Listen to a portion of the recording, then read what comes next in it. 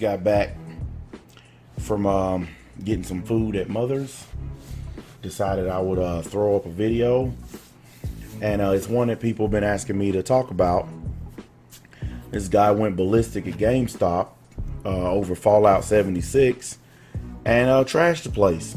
So I'm gonna take a look at this, tell you what I think.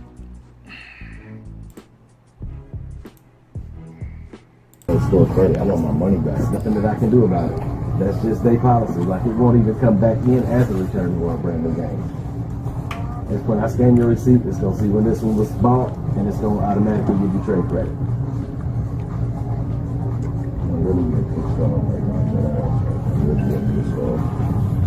How you doing today, sir?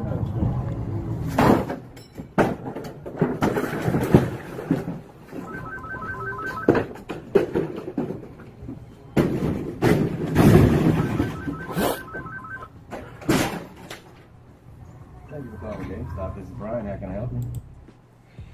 Okay, well, I can tell you right off the bat. I'm gonna tell you what I think.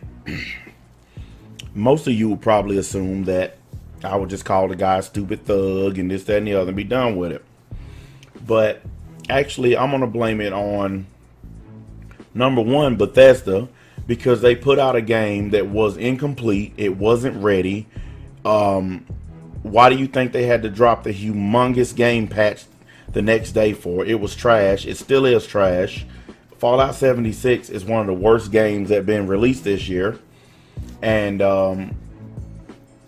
I think that they should be liable for this. GameStop should be able to sue Bethesda and get compensated for this, because that's how bad this game was. Next, this guy fell victim to something that I always go off about on YouTube. He fell victim to hype. He let commercials and other folks hype him up to thinking that this was going to be the best Fallout game ever, and he got tricked. It's the same way people in the anime community get tricked and get hyped into thinking that these shows that come out are going to be good, and then they turn out to be shit. Stop falling for hype. Stop falling for hype. That's pretty much what this is, what it boils down to. This guy went in there and got pissed off because he couldn't get a return because he fell for hype.